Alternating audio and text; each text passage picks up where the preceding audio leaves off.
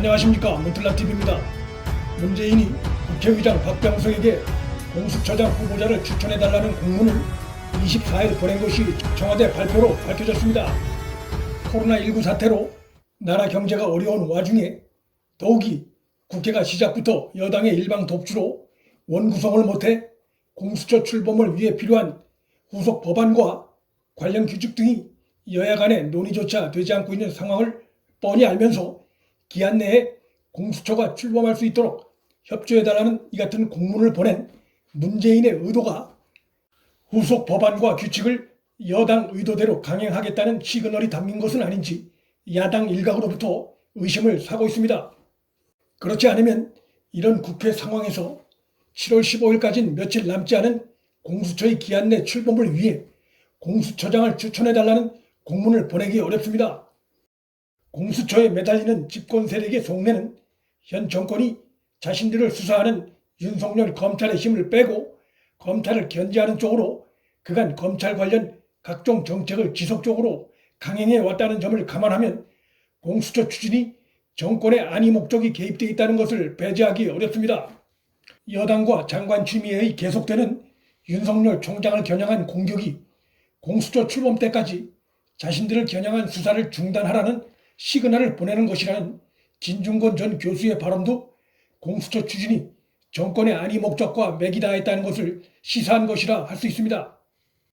그러나 여러 가지 구조적인 조건을 봤을 때 문재인과 집권 세력의 이 같은 꿈은 헛꿈이 될 가능성이 높아졌습니다. 우선 문재인 등 집권 세력은 공수처 법안 처리 강행에 공수처 추천위원회 구성에서부터 스텝이 결정적으로 꼬였습니다. 여권은 그간 법안을 밀어붙이기 위해 총 7명의 공수처장 후보 추천위원 중에서 2명이 반대할 경우 후보를 추천할 수 없다는 조항을 거론하며 마치 공수처가 권력으로부터 중립적이고 민주적인 기구인 양 선전하며 야당의 비판을 희석시켜왔지만 21대 총선에서 그들의 계산에 사달이 났습니다. 총선 결과 교섭단체 지위를 가진 야당은 미래통합당뿐이어서 미래통합당의 찬성이 없으면 자신들 입맛에 맞는 후보를 추천하는 것이 구조적으로 불가능한 상황이 됐습니다. 공수처장을 정권 입맛에 맞는 인물을 내세우지 못할 경우 그 아래 공수처 차장부터 산하기구 구성이 어디로 흘러갈지 알 수 없게 됐습니다. 이러한 우려가 제기되자 일각에선 공수처장이 차장 후보 2명을 대통령에게 제청해 그중 1명을 대통령이 임명하게 하자는 안이 거론되고 있는데 조금이라도 공수처 기구에 대한 대통령의 입김을 강화하자는 궁여지책으로 보이는데 이 역시 공수처장을 의도대로 확보하지 못할 경우 무용지물이 될 가능성이 있습니다. 공수처장과 차장 모두 자신들 입맛에 맞는 인물을 집권 세력은 기대했겠지만 추천 구조상 그것이 여의치 않게 된 것입니다.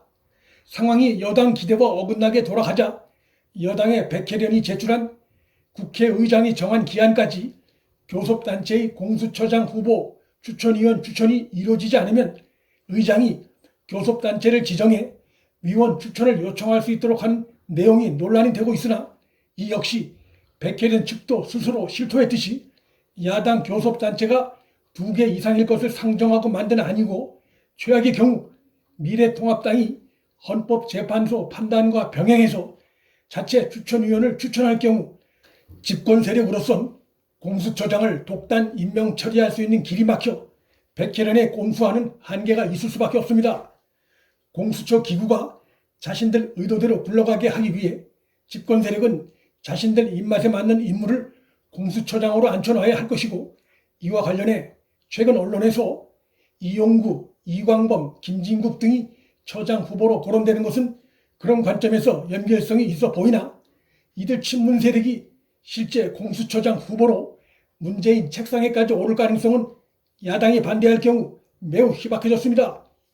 이용구는 박상기, 조국, 추미애 등 3명의 문재인 정부 하에 장관 아래에 있던 친문 성향 인물이고 이광범은 조국, 김경수, 이재명 등 친여 세력 변론을 도맡아 하고 있는 역시 친여 진영 인물이고 김진국 역시 문재인에 의해 감사원 감사위원회에 임명된 인물로 이들은 공수처의 핵심 취지인 권력으로부터의 독립성이나 중립성과는 거리가 먼 인물들이어서 여권이 이들을 후보로 내세울 경우 공수처 강행 처리에 정치적 속내를 국민 앞에 실토하는 것밖에 안 되고 역풍을 불러올 수밖에 없습니다.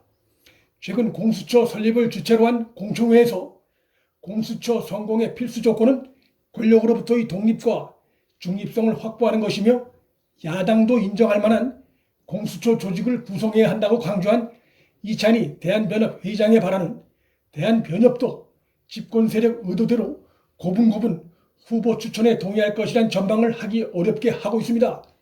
문재인이 박병석 국회의장에게 공수처 기한 내 출범을 위해 처장 후보자를 추천해달라는 공문을 보낸 것 자체도 박병석 의장이 회기 초반부터 집권당 편을 들어 야당을 배제한 채 국회 본회의를 열었다는 비판을 받고 있는 인물이란 점에서 또다시 여당 일방의 법안 처리를 주문한 것으로 의심을 사기에 충분합니다.